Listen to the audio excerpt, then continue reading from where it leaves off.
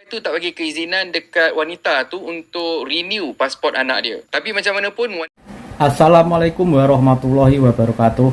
Halo semuanya, dimanapun berada, jumpa lagi bersama saya, Badul Channel. Semoga teman-teman dalam keadaan sehat, keadaan baik-baik saja. Semoga dipermudah, diperlancar urusannya dan aktivitasnya, dan semoga dalam keadaan selalu bahagia.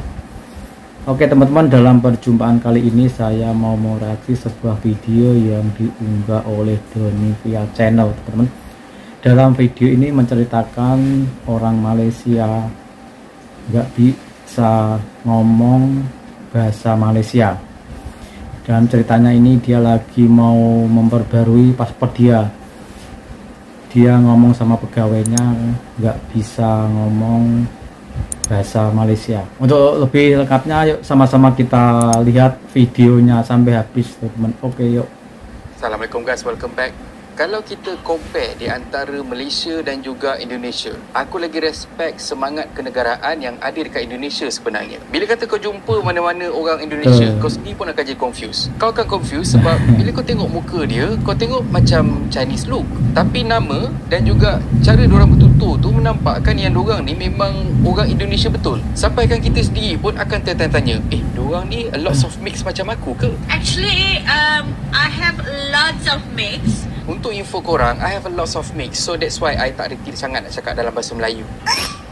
Gurau je. Kau yang hari makan belacan ada hati nak cakap kata lots of mix. By the way, bila kita tanya dekat orang Indonesia ni, rupanya memang dia Cina betul, tapi memang dah termaktub dah dekat dalam peraturan dekat Indonesia. Kau kena assimilate dengan budaya Indonesia, tak kisah kau ni bangsa apa pun. Kalau kau nak jadi warga negara Indonesia, kau kena jadi orang Indonesia. Tapi ada kes yang berlaku baru-baru ni dekat Malaysia membuktikan yang kita ni berlainan pula. Bahasa kebangsaan kita ialah bahasa Malaysia, tapi ada segelintir ataupun sebahagian daripada warga negara Malaysia sendiri yang tak hormat pasal benda ni. Dekat dalam satu posting social media yang dibuat oleh seorang warga negara Malaysia yang katanya dia duduk dan menetap dekat Singapura, dia tulis yang mana seperti yang didescribe dekat dalam portal media.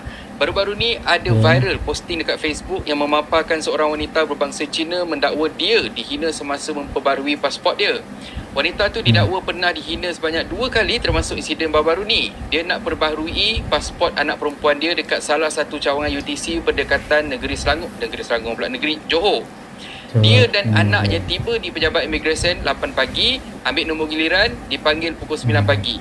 Seorang pegawai lelaki bertugas tanya berapa umur anak dia, dan anak dia tak fasih berbahasa Melayu sebab terima pendidikan dekat Singapura. Dia jawab 14, kata dia. Difahamkan wanita dan anak tu menerima pendidikan Singapura sebab tu diorang tak berapa fasih bahasa Melayu. Pegawai tu kemudian bertanya, 14 dalam bahasa Melayu apa? Sini Malaysia, awak orang Malaysia ke? Kalau ya, kau kena cakap bahasa Melayu, katanya kepada anaknya. Awak tahu kan dekat sini Malaysia, tahu cakap BM tak?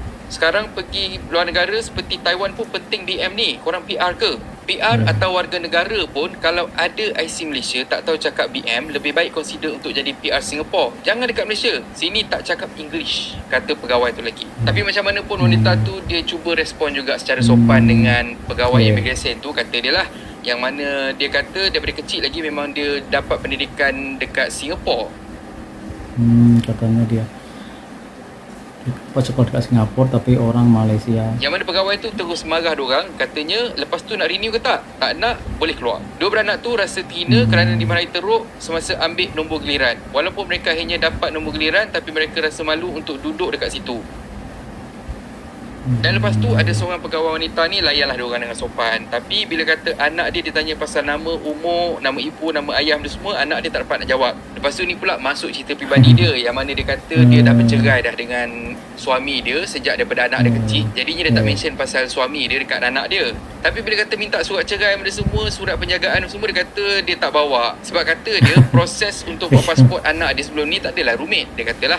So at the end, pegawai tu tak bagi keizinan dekat wanita tu untuk renew pasport anak dia. Tapi macam mana pun, wanita ni dia bagi tahu yang pasport anak dia settle juga lepas dapat bantuan kawan dia yang kenal pegawai di imigresen. So macam yang korang tahulah, kita dekat sini Malaysia bagi kebebasan untuk setiap warga negara dia, setiap bangsa untuk amalkan budaya masing-masing. Tapi sepatutnya sebagai penghargaan, apa salahnya kalau kata kau ikut perlembagaan Malaysia?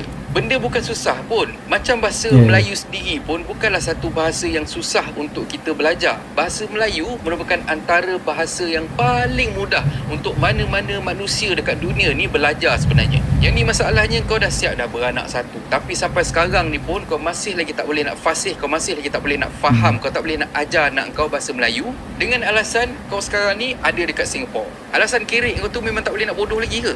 Kenapa kau nak kena guna alasan king kreko? Alasan itu. Oh, I tak selalu duduk dekat Malaysia ni, I tak selalu balik ke Malaysia, I stay overseas, jadinya I tak selalu dengar orang speak Malay. Jarak dia tu, kalau kata anak kau berenang daripada Malaysia pergi ke Singapura pun boleh sampai, kau tahu tak? Nak acah-acah belagak tak kerti cakap bahasa Melayu. Bodoh. Kecil-kecil tak nak mampus. Sudah besar menyusahkan orang. Kalau tanya aku setuju dengan teguran pegawai penguatkuasa tu. Cumanya tinggal kita nak tahulah macam mana cara dia tegur wanita tu. Kalau kata dia tegur dengan cara yang kasar dan juga kurang sopan, aku tak setuju on that part.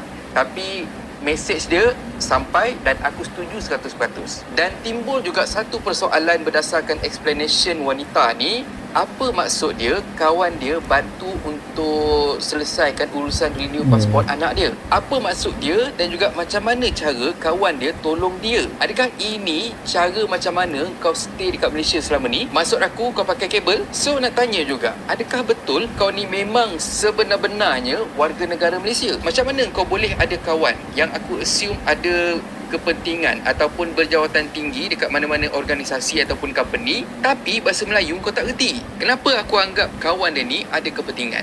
Korang rasa kalau kata kawan dia ni tak ada pengaruh, mampu tak dia nak ubah arahan penguatkuasa yang ditimpakan pada wanita tu? Itu persoalan aku juga sebenarnya. Apapun, untuk benda ni aku rasa macam mana pun kita tetap kena tegas. Kalau kata kau tak reti nak berbahasa Melayu, kau tak layak untuk buat apa-apa urusan dekat pejabat kerajaan. Sebagai contoh, macam renew pasport ni, jangan sampai identiti kita sebagai rakyat Malaysia dan juga bahasa Melayu kita ni akan terkikis, terhapus, terpupus macam tu aja nanti. Kau asal Malaysia, warga negara Malaysia, tapi kau pengap tak reti nak faham dan juga tak reti nak bertutur, tak reti nak ajar orang bercakap dalam bahasa Melayu. Jadinya apa yang aku harapkan sekarang ni, kerajaan tolong ambil serius pasal apa yang berlaku, sebab ini adalah salah satu bukti yang identiti kita sebagai orang Malaysia, bangsa Malaysia semakin lama semakin terhapus, semakin terkikis. Apa pun nasib baik, aku tengok perempuan ni dia cantik. Kalau tidak memang aku maki kau.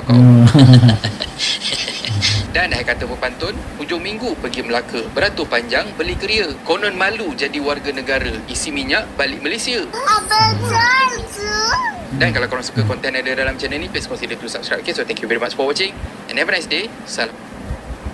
Itulah tadi teman-teman ceritanya orang Malaysia yang lagi mau memperbarui paspor ditanya oleh pegawai imigrasi Malaysia. Dia jawabnya pakai bahasa Inggris. Tadinya nggak dibagi, tidak dikasih ngurus paspor, tapi berkat bantuan temennya akhirnya dia diberi paspor dan dilayan. Semoga video tadi menjadi informasi dan bermanfaat untuk teman semua. Terima kasih yang sudah menonton dan sudah subscribe. Yang belum subscribe silahkan subscribe biar bisa mengikuti video-video saya berikutnya. Oke, saya minta undur diri. Wassalamualaikum warahmatullahi wabarakatuh.